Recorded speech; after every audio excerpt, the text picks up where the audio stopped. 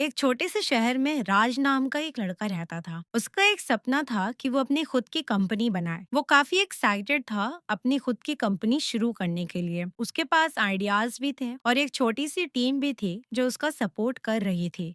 पर जब उसने काम शुरू किया तो चीजें वैसी नहीं चली जैसा उसने सोचा था। कभी कोई टीम मेंबर अपना काम भूल जाता, कभी मीटिंग आर्ग्यूमेंट्स में बदल जाती और ज्यादातर काम टाइम पर कंप्लीट नहीं होता था, जिस वजह से राज बिल्कुल परेशान सा हो गया और सोचने लगा कि आखिर प्रॉब्लम है क्या।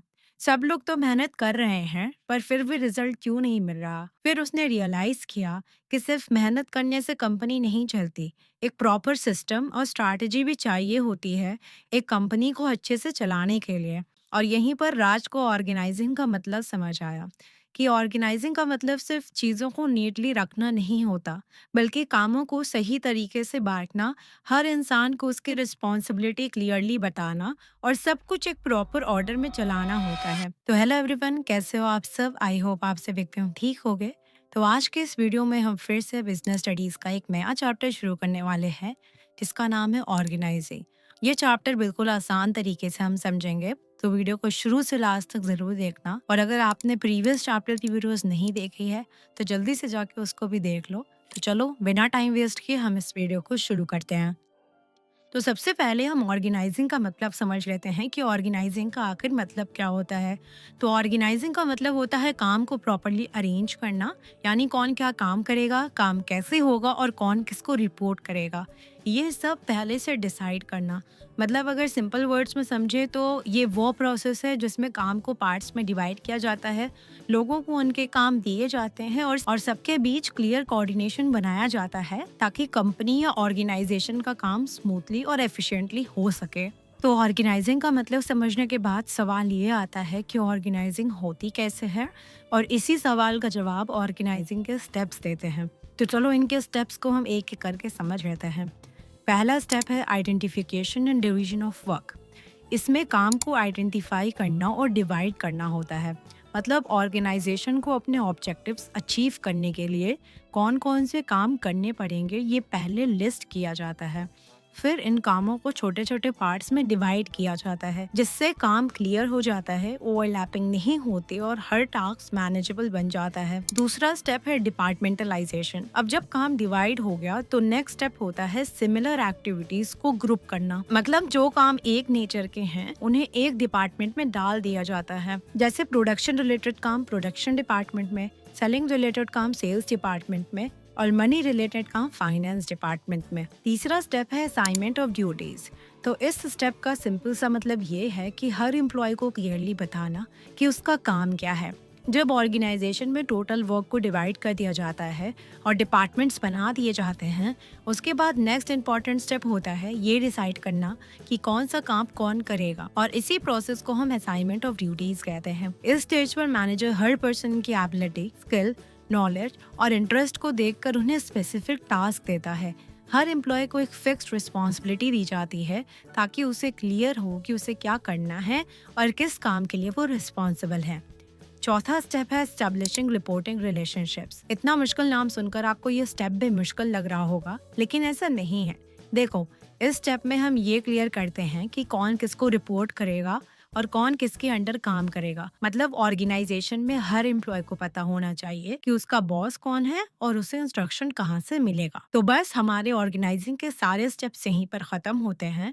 अब हम बढ़ते हैं अपने नेक्स्ट टॉपिक की तरफ, जो है इम्पोर्टेंस ऑफ ऑर्गेनाइजिंग। पहला है बेनिफिट ऑफ स्पेशलाइजेशन। ऑर्गेनाइजिंग का एक मेन बेनिफिट ये होता है कि ये स्पेशलाइजेशन डेवलप करता है।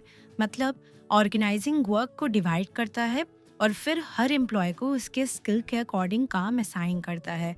जैसे जो अकाउंट्स जानता है उसको अकाउंट्स का काम, जो अच्छा बोलता है उसको सेल्स का काम, जो क्रिएटिव है उसको मार्केटिंग। अब जब एम्प्लॉय बार बार सेम टाइप का काम करता है तो इसकी स्पीड भी बढ़ती है और परफेक्शन भी, जिसकी वजह से वो उस काम में एक्सपर्ट बन जाता है।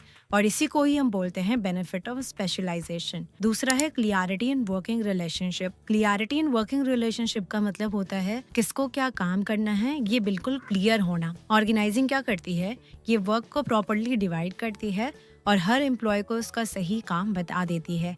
जैसे सेल्स वाला सेल्स करेगा, अकाउंट्स वाला अकाउंट्स करेगा, प्रोडक्शन वाला प्रोडक्शन करेगा। तीसरा है optimum utilisation of resources. Optimum utilisation of resources का मतलब होता है रिसोर्सेज का बेस्ट पॉसिबल यूज करना बिना वेस्ट किए। रिसोर्सेज जैसे एम्प्लॉयज़, मनी, मशीन, मटेरियल्स, ये सब रिसोर्सेज होते हैं जो काम कंप्लीट करने में हेल्प करते हैं। अब ऑर्गेनाइजिंग इसमें क्या करती है, तो ऑर्गेनाइजिंग इन सब रिसोर्सेज को प्रॉपरली अरेंज करती है। जैसे राइट पर्सन को राइट जॉब दिया जाता है, मशीन्स को वहाँ यूज़ किया जाता है जहाँ उनकी नीड होती है, और पैसे को प्लानिंग के अकॉर्डिंग स्पेंड किया जाता है। मतलब हर रिसोर्सेज का फुल और बेस्ट यूज़ होता है। इसी को हम बोलते हैं ऑप्टिमम यूटिलाइजेशन ऑफ रिसोर्सेज। चौथा है इफेक्टिव एडमिनिस्ट्रेशन। यहाँ पे एडमिनिस्ट्रेशन का मतलब होता है कंपनी के सारे काम को प्रॉपरली मैनेज करना, जैसे प्लानिंग को इम्प्लीमेंट करना, लोगों को गाइड करना और काम चेक करना। अब सवाल ये है कि ऑर्गेनाइजिंग इसमें हेल्प कैसे करता है। तो देखो, जब ऑर्गेनाइजिंग प्रॉपरली होती है, मतलब काम क्लियरली डिवाइड हो जाता है, हर एम्प्लॉय को पता होता है कि उसका रोल क्या है, कौन किसको रिपोर्ट करेगा, ये क्लियर होता है, तो एडमिनिस्ट्रेशन ऑटोमेटिकली ईजी हो जाता है। मैनेजर को बार बार ये नहीं सोचना पड़ता कि ये काम कौन करेगा, इस प्रॉब्लम को कौन हैंडल करेगा, रिपोर्ट किसके पास जाएगी, क्योंकि सब कुछ पहले से ऑर्गेनाइज होता है। और इसी को हम कहते हैं इफेक्टिव एडमिनिस्ट्रेशन। पांचवा है adaption to changes. Adaption to changes का मतलब होता है जब इन्वॉल्वमेंट में चेंज आए तो ऑर्गेनाइजेशन भी उसके अकॉर्डिंग खुद को एडजस्ट कर ले, क्योंकि बिजनेस इन्वायरमेंट स्टेबल नहीं होता। यहाँ हर टाइम कुछ ना कुछ चेंज होता रहता है। जैसे न्यू टेक्नोलॉजी आ जाती है, कस्टमर टेस्ट चेंज हो जाता है, कंपटीशन बढ़ जाता है और गवर्नमेंट रूल्स चेंज हो जाते हैं। अब अगर ऑर्गेनाइजेशन सेम पुराने तरीके से काम करती रहे तो वो धीरे धीरे मार्केट से बाहर हो जाएगी। इसलिए चेंज के साथ एडजस्ट करना बहुत ज़रूरी होता है। छठा है development of personal. Development of personal का मतलब होता है ऑर्गेनाइजेशन के एम्प्लॉयज़ का ग्रोथ और डेवलपमेंट, यानी उनके स्किल इम्प्रूव हो, नॉलेज बढ़े और वो अपने काम में एक्सपर्ट बनते जाएं। अब सवाल आता है कि ऑर्गेनाइजिंग इसमें क्या हेल्प करती है। तो देखो, जब ऑर्गेनाइजेशन प्रॉपर्ली ऑर्गेनाइज होती है तो हर एम्प्लॉय को एक स्पेसिफिक जॉब दी जाती है। इससे क्या होता है, वो एम्प्लॉय उसी काम को बार बार करता है, जिससे उसका एक्सपीरियंस बिल्ड होता है और धीरे धीरे वो उस फील्ड में एक्सपर्ट बन जाता है। मतलब ऑर्गेनाइजिंग स्पेशलाइजेशन डेवलप करता है। तो यहाँ पर हमारे ऑर्गेनाइजिंग के इम्पोर्टेंस यहीं पर ख़त्म होते हैं। अब हम बढ़ते हैं अपने नेक्स्ट टॉपिक की तरफ, जिसका नाम है ऑर्गेनाइजेशनल स्ट्रक्चर। तो सबसे पहले हमें ये जानना ज़रूरी है कि आखिरकार ऑर्गेनाइजेशनल स्ट्रक्चर का मतलब क्या होता है। तो इसका सिंपल सा मतलब होता है कंपनी का नक्शा, जिसमें क्लियरली लिखा होता है कि कौन बॉस है, कौन वर्कर है और कौन किसको सुनेगा। अब इस ऑर्गेनाइजेशनल स्ट्रक्चर के दो टाइप्स होते हैं, पहला फंक्शनल स्ट्रक्चर और दूसरा डिविजनल स्ट्रक्चर। तो चलो इसको भी हम एक एक करके समझ लेते हैं। सबसे पहले हम समझेंगे कि फंक्शनल स्ट्रक्चर का मतलब क्या होता है। फंक्शनल स्ट्रक्चर का सिंपल सा मतलब होता है कंपनी को काम के टाइप्स के अकॉर्डिंग डिपार्टमेंट्स में डिवाइड कर देना, ताकि हर ग्रुप एक ही टाइप का काम करे और उसमें वो एक्सपर्ट बने। अब तुम इस डायग्राम से समझो, सबसे ऊपर बोर्ड ऑफ डायरेक्टर्स हैं जो ओवरऑल डिसीजंस लेते हैं। उनके नीचे मैनेजिंग डायरेक्टर हैं जो पूरी कंपनी को कंट्रोल करते हैं। उसके बाद कंपनी को अलग अलग फंक्शंस में बांट दिया गया है, जिसमें पहला है प्रोडक्शन, दूसरा मार्केटिंग, तीसरा फाइनेंस और चौथा है परचेज। प्रोडक्शन डिपार्टमेंट प्रोडक्शन से रिलेटेड काम करता है, जैसे गुड्स बनाना, उनकी क्वालिटी चेक करना और मशीन्स मेंटेन करना। मार्केटिंग डिपार्टमेंट मार्केटिंग से रिलेटेड काम करते हैं, जैसे एडवर्टाइजिंग, सेल्स, कस्टमर सर्विस और रिसर्च। फाइनेंस डिपार्टमेंट पैसों से रिलेटेड काम करते हैं। परचेज डिपार्टमेंट परचेज से रिलेटेड काम करते हैं, जैसे रॉ मटेरियल परचेज करना, मशीनरी परचेज करना और रिकॉर्ड मेंटेन करना। अब इस स्ट्रक्चर में सब लोग अपने डिपार्टमेंट हेड को रिपोर्ट करते हैं और हर डिपार्टमेंट अपने स्पेशल काम पर फोकस करता है, और इसी को हम फंक्शनल स्ट्रक्चर कहते हैं, जहां ऑर्गेनाइजेशन का डिवीजन काम के नेचर के बेसिस पर होता है, ना कि प्रोडक्ट या एरिया के बेसिस पर। तो अभी तक हमने फंक्शनल स्ट्रक्चर की डेफिनेशन समझा। अब बारी है इनके मेरिट्स और डीमेरिट्स को समझने की। तो चलो इसको भी हम एक एक करके समझ लेते हैं। सबसे पहले हम शुरुआत करेंगे इनके मेरिट्स से, जिसमें सबसे पहले आता है ऑक्यूपेशनल स्पेशलाइजेशन। तो फंक्शनल स्ट्रक्चर में क्या होता है कि हर एम्प्लॉय को एक ही टाइप का काम दिया जाता है, जिसकी वजह से उसको धीरे धीरे उस काम का पूरा प्रोसेस याद हो जाता है। उसको बार बार सोचना नहीं पड़ता, जिसकी वजह से उनकी स्पीड बढ़ जाती है, उनसे गलतियां कम होती है और एट द एंड वो उस काम में एक्सपर्ट बन जाते हैं। दूसरा मेरिट है promotes control and coordination with in department. Functional structure में एक डिपार्टमेंट के अंदर सब लोग सिमिलर टाइप का काम करते हैं, जिसकी वजह से बॉस को देखना आसान होता है कि काम सही चल रहा है या नहीं। अगर कोई प्रॉब्लम आती है तो जल्दी पकड़ में आ जाती है और तुरंत सॉल्व हो जाती है, और एम्प्लॉय भी एक दूसरे की हेल्प कर पाते हैं क्योंकि सबको सेम काम समझ आता है। तीसरा मेरिट है minimum duplication of efforts. Functional structure में हर डिपार्टमेंट का काम पहले से क्लियर होता है, इसीलिए एक ही काम दो लोग या दो डिपार्टमेंट दोबारा नहीं करते। जो काम जिसका है वही करता है, जिसकी वजह से सेम चीज बार बार बनाने या चेक करने की जरूरत नहीं पड़ती। चौथा है easy and effective training. Functional structure में नए एम्प्लॉय को पूरी कंपनी का काम नहीं सिखाया जाता, सिर्फ उसका एक स्पेसिफिक काम स्टेप बाय स्टेप समझाया जाता है, जिससे वो घबराता नहीं है, काम जल्दी सीख लेता है और थोड़े टाइम बाद आराम से अपना काम करने लगता है। अब हम इनके डीमेरिट्स को देख लेते हैं, जिसमें पहला है less importance to overall organisational objectives. Functional structure में क्या होता है कि हर डिपार्टमेंट सिर्फ अपना काम परफेक्ट करने में लगे रहते हैं। सब सोचते हैं बस मेरा पार्ट हो जाए, बाकी का बाद में देखेंगे, जिससे कंपनी का जो मेन एम था वो उनके ध्यान से निकल जाता है। मतलब सब अपना अपना काम ठीक कर रहे होते हैं, पर फाइनल रिजल्ट उतना अच्छा नहीं आता। दूसरा है प्रॉब्लम्स ऑफ कोऑर्डिनेशन। जैसे कि तुमको पता है कि फंक्शनल स्ट्रक्चर में डिपार्टमेंट्स अलग अलग होते हैं और ये डिपार्टमेंट्स अपना अपना काम करते रहते हैं, पर प्रॉब्लम ये है कि उनका टाइमिंग और ज़रूरत मैच नहीं होता। कभी एक डिपार्टमेंट रेडी होता है और दूसरा अभी तक रेडी नहीं होता, जिस वजह से काम बीच में रुक जाता है और फिर लोग वेट करते रहते हैं और काम डिले हो जाता है। तीसरा है इनफ्लेक्सिबिलिटी। इसमें क्या होता है कि एम्प्लॉय को एक ही काम करते करते उसको उसकी आदत हो जाती है, जिससे अगर उसको अचानक कोई दूसरा काम दे दिया जाए तो वो कंफ्यूज हो जाता है और स्लो काम करने लगता है। मतलब वो सिर्फ अपने काम में कंफर्टेबल रहता है, बाकी काम में वो एडजस्ट नहीं कर पाता। चौथा है कॉन्फ्लिक्ट्स ऑफ इंटरेस्ट। तो देखो, फंक्शनल स्ट्रक्चर में हर डिपार्टमेंट अलग होता है, जैसे production department, marketing department, finance department. अब प्रॉब्लम तब आती है जब हर डिपार्टमेंट सिर्फ अपना टारगेट अचीव करना चाहता है।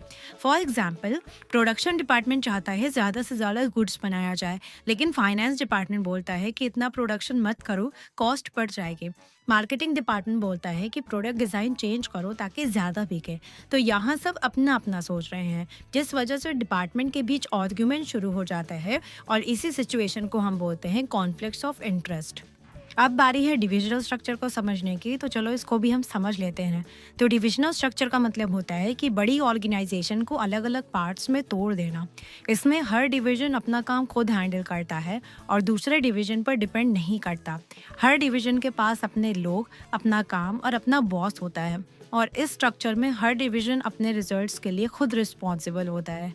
जैसा कि तुम ये डायग्राम देखो, इस डायग्राम में सबसे ऊपर बोर्ड्स ऑफ डायरेक्टर्स दिखाया गया है, जो कंपनी के इंपॉर्टेंट डिसीजंस लेते हैं। फिर उनके नीचे मैनेजिंग डायरेक्टर्स होते हैं, जो पूरी कंपनी को हैंडल करते हैं। फिर मैनेजिंग डायरेक्टर्स के नीचे कंपनी को अलग अलग डिविजन्स में बांट दिया गया है, जैसे टेक्सटाइल्स, कॉस्मेटिक्स, मेडिसिन और सोप्स। हर डिवीजन अपनी छोटी कंपनी की तरह काम करता है और हर डिवीजन के पास अपना प्रोडक्शन, परचेज, मार्केटिंग और फाइनेंस होता है। इसका मतलब है कि टेक्सटाइल्स डिवीजन अपना प्रोडक्शन और मार्केटिंग खुद मैनेज करता है, कॉस्मेटिक डिवीजन अपने कामों के लिए खुद रिस्पॉन्सिबल होता है, और मेडिसिन और सोप्स डिवीजन अपना काम खुद संभालता है। और इसी तरह के स्ट्रक्चर को हम डिविजनल स्ट्रक्चर कहते हैं। अब हम बढ़ते हैं इसके मेरिट्स की तरफ, तो चलो इसको भी हम एक एक करके समझ लेते हैं। पहला है प्रोडक्ट स्पेशलाइजेशन। डिविजनल स्ट्रक्चर में एक डिवीजन सिर्फ एक प्रोडक्ट के सारे काम संभालता है, प्लानिंग से लेकर सेलिंग तक। इसीलिए उस डिवीजन के लोग उस प्रोडक्ट को बहुत अच्छी तरह समझ जाते हैं, और ये सिंपल सी बात है कि जब आदमी रोज एक ही चीज करे तो वो उसमें एक्सपर्ट बन जाता है। दूसरा है fast decision making. Divisional structure में हर डिवीजन अपने डिसीजंस खुद ले सकता है, हर छोटी बात के लिए ऊपर या दूसरे डिपार्टमेंट्स का वेट नहीं करता। इसलिए जब भी कोई प्रॉब्लम आती है तो तुरंत उस प्रॉब्लम को सॉल्व कर दिया जाता है। तीसरा है अकाउंटेबिलिटी। डिविजनल स्ट्रक्चर में हर डिवीजन का काम और रिजल्ट अलग से दिखाई देता है, इसीलिए ये आसानी से समझ आ जाता है कि कौन सा डिवीजन सही परफॉर्म कर रहा है और कौन सा वीक चल रहा है। अगर कोई भी प्रॉब्लम आती है तो लोग एक दूसरे पर ब्लेम नहीं डालते और सीधा पता चल जाता है कि जिम्मेदार कौन है, जिसकी वजह से सारे लोग अपना काम थोड़ा ज़्यादा सीरियसली करते हैं। चौथा है expansion and growth. Divisional structure company को इजीली एक्सपैंड करने में हेल्प करता है, क्योंकि कंपनी अलग अलग डिविजन्स में डिवाइड होती है, जैसे प्रोडक्ट वाइज, एरिया वाइज या कस्टमर वाइज। अगर कंपनी को नया प्रोडक्ट लॉन्च करना हो या किसी नए सिटी में बिजनेस स्टार्ट करना हो तो वो सिंपली एक नया डिवीजन बना सकती है, पुराने सिस्टम को चेंज करने की ज़रूरत नहीं पड़ती। अब हम इनके डीमेरिट्स को देख लेते हैं, किसमें पहला है more resources required. Divisional structure में हर डिवीजन अलग यूनिट की तरह काम करता है। हर डिवीजन को अपना मैनेजर चाहिए, अपना स्टाफ चाहिए, अपना ऑफिस और फैसिलिटीज़ चाहिए। मतलब अगर कंपनी के 3 डिवीजन हैं तो 3 अलग मैनेजर्स होंगे, 3 अलग मार्केटिंग टीम होंगी और 3 अलग एचआर डिपार्टमेंट हो सकते हैं। यानी सेम टाइप का काम बार बार रिपीट होता है, जिससे कंपनी को ज़्यादा लोग रखने पड़ते हैं, ज़्यादा सैलरी देनी पड़ती है और ज़्यादा रिसोर्सेज यूज़ होते हैं। दूसरा है इग्नोरिंग ऑर्गेनाइजेशन इंटरेस्ट। कभी कभी हर डिवीजन सिर्फ अपने प्रॉफिट के बारे में सोचता है, वो सिर्फ अपना टारगेट कंप्लीट करना चाहता है। वो ये नहीं सोचता कि पूरी कंपनी के लिए क्या बेस्ट है, जिससे कंपनी का ओवरऑल इंटरेस्ट इग्नोर हो जाता है। तीसरा है conflict between divisions. Divisional structure में हर डिवीजन अलग अलग काम करता है, हर डिवीजन का अपना मैनेजर होता है। कभी कभी प्रॉब्लम तब स्टार्ट होती है जब डिवीजन एक दूसरे से compete करने लगते हैं, जैसे बजट किस डिवीजन को मिलेगा, ज़्यादा प्रॉफिट किसने कमाया, रिसोर्सेज किसको मिलेंगे। इन सब बातों पर आर्ग्यूमेंट हो सकता है। एक डिवीजन दूसरे को ब्लेम भी कर सकता है, जिससे कंपनी के अंदर झगड़ा या कॉन्फ्लिक्ट क्रिएट हो जाता है। अब हम बढ़ते हैं अपने नेक्स्ट टॉपिक की तरफ, जिसका नाम है टाइप्स ऑफ ऑर्गेनाइजेशन। इसके अंदर 2 टाइप्स आते हैं, पहला फॉर्मल ऑर्गेनाइजेशन और दूसरा इनफॉर्मल ऑर्गेनाइजेशन। तो चलो पहले हम फॉर्मल ऑर्गेनाइजेशन को समझ लेते हैं। तो फॉर्मल ऑर्गेनाइजेशन का मतलब होता है कंपनी का ऑफिशियल सिस्टम, जहां सब कुछ रूल के अकॉर्डिंग चलता है। इसमें पहले से डिसाइड होता है कि कौन क्या काम करेगा, किसको रिपोर्ट करेगा और किसके पास कितनी पावर होगी। जैसे स्कूल में प्रिंसिपल के नीचे टीचर्स होते हैं और टीचर्स के नीचे स्टूडेंट, वैसे ही कंपनी में बॉस के नीचे मैनेजर्स, फिर एम्प्लॉयज़ होते हैं। सबका काम रिटन फॉर्म में फिक्स होता है, जिसकी वजह से एम्प्लॉयज़ के बीच कंफ्यूजन नहीं होता है। और इस ऑर्गेनाइजेशन में दोस्ती या पर्सनल रिलेशन से काम नहीं चलता, यहाँ सिर्फ पोजीशन और रूल्स से काम चलता है। अगर किसी एम्प्लॉय को प्रॉब्लम है तो वो सीधा अपने सीनियर को बताएगा, किसी भी रैंडम पर्सन को नहीं। और इस ऑर्गेनाइजेशन का मेन एम होता है काम को स्मूथली और सिस्टमैटिक बनाना, ताकि कंपनी अपने गोल्स ईजिली अचीव कर सके। अब हम इसके फीचर्स को देख लेते हैं, जिसमें पहला है designed by top management. Formal organisation अपने आप नहीं बनती, इसको टॉप मैनेजमेंट जैसे ओनर या सीनियर मैनेजर्स प्लानिंग करके बनाते हैं, ताकि कंपनी स्मूथली चले। दूसरा है specific relationship among job positions. इसमें क्लियरली लिखा होता है कौन किस पोजीशन पर है और कौन किसको रिपोर्ट करेगा, मतलब बॉस कौन है और एम्प्लॉय कौन है, ये सब क्लियर होता है। तीसरा है form to achieve organisational objectives. ये ऑर्गेनाइजेशन इसलिए बनाई जाती है ताकि जो कंपनी के गोल्स और प्लान्स होते हैं उसको इजी अचीव किया जा सके। चौथा है कोऑर्डिनेशन ऑफ डिपार्टमेंटल एफर्ट्स। अलग अलग डिपार्टमेंट जैसे प्रोडक्शन, सेल्स, फाइनेंस के काम को प्रॉपरली कोऑर्डिनेट किया जाता है, ताकि सब मिलकर सेम गोल के लिए काम करें। पांचवा है more important to work than personal relations.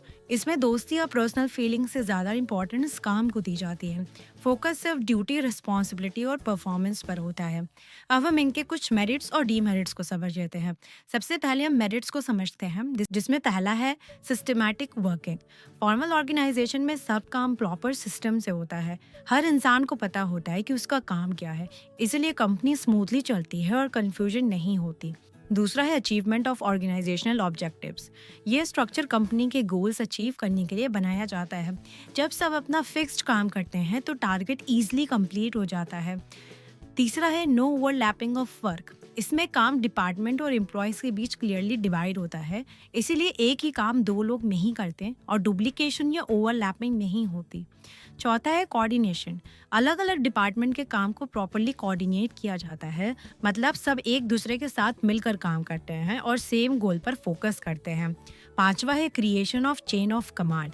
इसमें क्लियर होता है कौन किसको रिपोर्ट करेगा, सुपीरियर और सबऑर्डिनेट के बीच रिलेशनशिप प्रॉपरली डिफाइंड होते हैं, इसलिए फॉर्मल ऑर्गेनाइजेशन में डिसिप्लिन बना रहता है। अब हम इसके डीमेरिट्स को देख लेते हैं, जिसमें पहला है delay in action. Formal organisation में स्केलर चेन, जो हमने चैप्टर नंबर 2 में पढ़ा था, उसको फॉलो करनी पड़ती है। इसलिए डिसीजंस ऊपर से नीचे आने में टाइम लगता है और काम स्लो हो जाता है। दूसरा है ignores social needs of employees. इस स्ट्रक्चर में ज़्यादा फोकस काम पर होता है, इसीलिए एम्प्लॉय की फीलिंग्स, फ्रेंडशिप या साइकोलॉजिकल नीड पर कभी ध्यान नहीं दिया जाता, जिससे कभी कभी एम्प्लॉयज डीमोटिवेट फील करने लगते हैं। तीसरा है इन्फेसिस ऑन वर्क ओनली। इसका मतलब है कि फॉर्मल ऑर्गेनाइजेशन सिर्फ काम को इम्पोर्टेंस देता है। यहाँ पर ह्यूमन रिलेशन, क्रिएटिविटी, टैलेंट और एम्प्लॉयज की पर्सनल फीलिंग्स को इग्नोर कर दिया जाता है। ऑर्गेनाइजेशन बस रूल्स और पॉलिसीज के अकॉर्डिंग काम करवाता है और किसी भी प्लान या पॉलिसीज में चेंज या फ्लेक्सिबिलिटी अलाउ नहीं करता। मतलब अगर किसी एम्प्लॉय के पास कोई नया आइडिया हो या वो अपनी क्रिएटिविटी दिखाना चाहे तो स्ट्रक्चर उसको ज़्यादा इंपॉर्टेंस नहीं देता। इस वजह से एम्प्लॉय को लग सकता है कि उनकी वैल्यू सिर्फ काम तक लिमिटेड है। अब हम इनफॉर्मल ऑर्गेनाइजेशन को समझ लेते हैं। तो इनफॉर्मल ऑर्गेनाइजेशन का मतलब होता है कंपनी के अंदर लोगों का नेचुरल ग्रुप या कनेक्शन जो अपने आप बन जाता है। ये कोई ऑफिशियली प्लान करके नहीं बनाया जाता और ना ही किसी रूल बुक में लिखा होता है। जब लोग साथ काम करते हैं, आपस में बात करते हैं, मिलते जुलते हैं और अपनी अंडरस्टैंडिंग बना लेते हैं, तब जो उनका अपना कनेक्शन बनता है वही इनफॉर्मल ऑर्गेनाइजेशन होता है। अब हम इसके फीचर्स को समझ लेते हैं, जिसमें पहला है ऑटोमेटिकली क्रिएटेड। इनफॉर्मल ऑर्गेनाइजेशन अपने आप बन जाती है, जैसा कि अभी हमने डेफिनेशन में समझा। इसको मैनेजर प्लान करके नहीं बनाते। जब लोग साथ काम करते हैं और बॉन्डिंग हो जाती है तब ये नेचुरली फॉर्म हो जाती है। दूसरा है नो ऑफिशियल रूल्स। इसमें कोई रिटन रूल या ऑफिशियल नॉर्म्स नहीं होते। ये कंपनी के रूल बुक से नहीं चलती बल्कि लोगों के बिहेवियर और अंडरस्टैंडिंग से चलती है। तीसरा है no fixed path of communication. इसमें कम्युनिकेशन का कोई फिक्स्ड चैनल नहीं होता, मतलब बात किसी भी डायरेक्शन में जा सकती है। चौथा है based on personal interaction. Informal organisation personal interaction से ही बनती है। जब एम्प्लॉयज़ एक दूसरे से बात करते हैं, दोस्ती करते हैं, तब ये स्ट्रक्चर डेवलप होता है। सिंपल लाइन में अगर समझें तो इनफॉर्मल ऑर्गेनाइजेशन एक नेचुरल और फ्रेंडशिप बेस्ड सिस्टम है जो कंपनी के अंदर ऑटोमेटिकली बन जाता है। अब हम इसके कुछ मेरिट्स और डीमेरिट्स को समझ लेते हैं। सबसे पहले हम मेरिट्स को समझेंगे, जिसमें पहला है fast communication. Informal organisation scalar chain follow नहीं करती, इसलिए इंफॉर्मेशन बहुत जल्दी स्प्रेड हो जाती है। एक एम्प्लॉय से दूसरे तक बात जल्दी पहुंच जाती है। दूसरा है फुलफिल्स सोशल नीड्स। ये एम्प्लॉयज़ की सोशल और साइकोलॉजिकल नीड्स को सेटिस्फाई करती है। लोग अपनी फीलिंग्स शेयर करते हैं, जिससे फ्रेंडली इन्वायरमेंट मिलता है और एम्प्लॉयज़ का मोटिवेशन बढ़ता है। तीसरा है करेक्ट फीडबैक। इनफॉर्मल स्ट्रक्चर के थ्रू टॉप मैनेजर को एम्प्लॉयज़ का रियल फीडबैक मिल जाता है। लोग अपनी सच्ची ओपिनियन फ्रेंड्स के थ्रू शेयर कर देते हैं, जिससे मैनेजर को असली सिचुएशन का पता चल जाता है। अब हम इसके डीमेरिट्स को देख लेते हैं, जिसमें पहला है स्प्रेड र्यूमर्स। इनफॉर्मल ऑर्गेनाइजेशन में लोग आपस में बिना ऑफिशियली इन्फॉर्मेशन के बातें शेयर करते रहते हैं। कभी कभी अधूरी अधूरी या गलत इन्फॉर्मेशन भी सर्कुलेट हो जाती है। इससे र्यूमर्स फैलते हैं, जैसे जैसे किसी ने सुन लिया कि कंपनी बंद होने वाली है और बिना कंफर्म किए सबको बता दिया। फिर एम्प्लॉयज टेंशन में आ जाते हैं, मतलब छोटी सी बात भी बड़ा इश्यू बन जाता है। दूसरा है no systematic working. Informal organisation में कोई प्रॉपर रूल या स्ट्रक्चर नहीं होता। कौन किसको रिपोर्ट करेगा, कौन क्या काम करेगा, ये सब क्लियर नहीं होता। सब लोग अपने कंफर्ट के हिसाब से काम करते हैं, जिस वजह से काम थोड़ा मेसी हो जाता है और प्रॉपर प्लानिंग के अकॉर्डिंग नहीं चलता। तीसरा है मे ब्रिंग नेगेटिव रिजल्ट्स। कभी कभी इनफॉर्मल ग्रुप कंपनी के डिसीजंस के अगेंस्ट हो जाता है। अगर ग्रुप किसी चेंज को पसंद नहीं करता तो वो उसका अपोज कर सकता है। इससे प्रोडक्टिविटी कम हो सकती है और कंपनी को लॉस भी हो सकता है। मतलब ग्रुप की यूनिटी कभी कभी कंपनी के लिए प्रॉब्लम भी बन सकती है। अब हम बढ़ते हैं अपने नेक्स्ट टॉपिक की तरफ, जिसका नाम है डेलीगेशन ऑफ अथॉरिटी। तो सबसे पहले हम इसका मतलब समझेंगे। तो इसका सिंपल सा मतलब ये होता है कि जब एक सुपीरियर अपने काम का कुछ हिस्सा अपने सबऑर्डिनेट को दे देता है और उस काम को प्रॉपरली कंप्लीट करने के लिए ज़रूरी पावर भी देता है, तो उसी को हम डेलीगेशन ऑफ अथॉरिटी बोलते हैं। देखो, ऑर्गेनाइजेशन में सुपीरियर के पास बहुत सारे काम होते हैं, इसलिए वो हर छोटी चीज़ खुद नहीं कर सकता और इस वजह से वो अपने सबऑर्डिनेट को स्पेसिफिक काम देता है और उस काम से रिलेटेड डिसीजन लेने की पावर भी देता है, ताकि काम टाइम पर कंप्लीट हो सके। अब इसके 3 एलिमेंट्स होते हैं, इनको ध्यान से समझना। पहला है अथॉरिटी। अथॉरिटी का मतलब होता है पावर या राइट टू टेक डिसीजंस। अगर मैनेजर किसी एम्प्लॉय को काम देता है तो उसको डिसीजन लेने का राइट भी देना पड़ेगा। सिर्फ काम दे दिया और पावर नहीं दी तो वो काम प्रॉपरली नहीं कर पाएगा। इसको हमने चैप्टर नंबर 2 में भी समझा था। दूसरा है रिस्पॉन्सिबिलिटी। रिस्पॉन्सिबिलिटी का मतलब होता है काम करने की जिम्मेदारी। जब एक मैनेजर अपना काम किसी और एम्प्लॉय को देता है तो सिर्फ पावर ही नहीं देता, बल्कि उस काम को पूरा करने की जिम्मेदारी भी देता है। मतलब अगर काम दिया गया है तो उसे टाइम पर और सही तरीके से कंप्लीट करना उस एम्प्लॉय की जिम्मेदारी बन जाती है। तीसरा है अकाउंटेबिलिटी। अकाउंटेबिलिटी का मतलब होता है आंसर देना for the final result. Manager जब काम डेलीगेट करता है तो रिस्पॉन्सिबिलिटी जूनियर की होती है, लेकिन फाइनल आंसर सीनियर को देना पड़ता है। मतलब अगर काम गलत हो गया तो बॉस ये नहीं बोल सकता कि मैंने तो काम दे दिया था, अब मेरी कोई गलती नहीं है। फाइनल अकाउंटेबिलिटी बॉस की ही रहेगी। अब हम डेलीगेशन के कुछ इंपॉर्टेंट्स को समझते हैं, जिसमें पहला है इफेक्टिव मैनेजमेंट। डेलीगेशन से मैनेजमेंट ज़्यादा इफेक्टिव हो जाता है। जब मैनेजर अपने कुछ काम और अथॉरिटी अपने सबऑर्डिनेट्स को दे देता है तो मैनेजर का वर्कलोड कम हो जाता है। फिर मैनेजर इंपॉर्टेंट और बड़े डिसीजंस पर ज़्यादा फोकस कर पाता है। दूसरा है एम्प्लॉयज़ डेवलपमेंट। डेलीगेशन एम्प्लॉयज़ को नए स्किल्स सीखने का चांस देता है। जब मैनेजर अपने रिस्पॉन्सिबिलिटीज़ और अथॉरिटी सबऑर्डिनेट्स के साथ शेयर करता है तो एम्प्लॉयज़ का कॉन्फिडेंस बढ़ता है। उन्हें लगता है कि उन पर ट्रस्ट किया जा रहा है, इसीलिए वो और अच्छा काम करने की कोशिश करते हैं। तीसरा है facilitate organisational growth. Delegation organisation की ग्रोथ में हेल्प करता है। जब ऑर्गेनाइजेशन एक्सपैंड होती है तो नए डिपार्टमेंट्स और ब्रांचेस बनते हैं। अगर एम्प्लॉयज़ पहले से ट्रेंड और एक्सपीरियंस्ड होते हैं तो वो इजीली न्यू रिस्पॉन्सिबिलिटीज़ और लीडरशिप रोल संभाल सकते हैं, जिससे ऑर्गेनाइजेशन को ग्रो करने में हेल्प मिलती है। अब हम बढ़ते हैं इस चैप्टर के लास्ट टॉपिक की तरफ, जिसका नाम है सेंट्रलाइजेशन और डिसेंट्रलाइजेशन। तो सबसे पहले हम सेंट्रलाइजेशन का मतलब समझ लेते हैं। तो सेंट्रलाइजेशन का मतलब होता है जब ऑर्गेनाइजेशन में सारे इंपॉर्टेंट डिसीजंस लेने की पावर सिर्फ टॉप लेवल मैनेजमेंट के पास हो और जो लोअर लेवल एम्प्लॉयज़ हैं वो सिर्फ उनके दिए गए इंस्ट्रक्शंस को फॉलो करें। तो इस सिचुएशन को हम सेंट्रलाइजेशन कहते हैं। वहीं डिसेंट्रलाइजेशन का मतलब होता है जब ऑर्गेनाइजेशन में डिसीजन मेकिंग पावर को अलग अलग लेवल पर डिस्ट्रीब्यूट कर दिया जाता है। यानी टॉप मैनेजमेंट अपनी अथॉरिटी का कुछ पार्ट मिडिल लेवल और लोअर लेवल मैनेजर्स को दे देता है। तो इस सिचुएशन को हम डिसेंट्रलाइजेशन कहते हैं। अब हम डिसेंट्रलाइजेशन के इंपॉर्टेंस को समझ लेते हैं, जिसमें पहला है डेवलप्स इनिशिएटिव अमंग सबऑर्डिनेट्स। सबसे पहला बेनिफिट ये होता है कि एम्प्लॉयज के अंदर इनिशिएटिव डेवलप होता है। जब सबऑर्डिनेट्स को अथॉरिटी मिलती है और उन्हें खुद डिसीजंस लेने की फ्रीडम मिलती है तो उनका कॉन्फिडेंस ऑटोमेटिकली बढ़ जाता है। उन्हें लगता है कि उनकी भी इम्पोर्टेंस है और उनके आइडियाज मैटर करते हैं। दूसरा है quick and better decisions.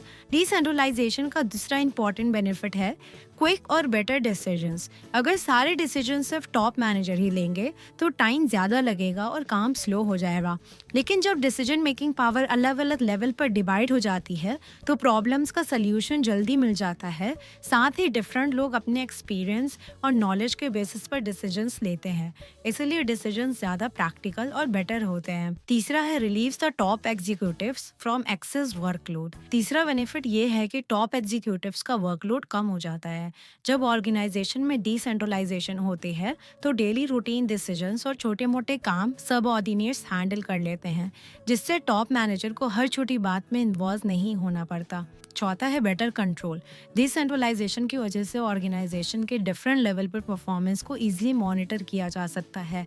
Her level पर जो भी मैनेजर या एम्प्लॉय रिस्पॉन्सिबल होता है उसकी परफॉर्मेंस को क्लियरली इवैल्यूएट किया जा सकता है, जिससे पता चल जाता है कि कौन अच्छा परफॉर्म कर रहा है और कहाँ इम्प्रूवमेंट की ज़रूरत है।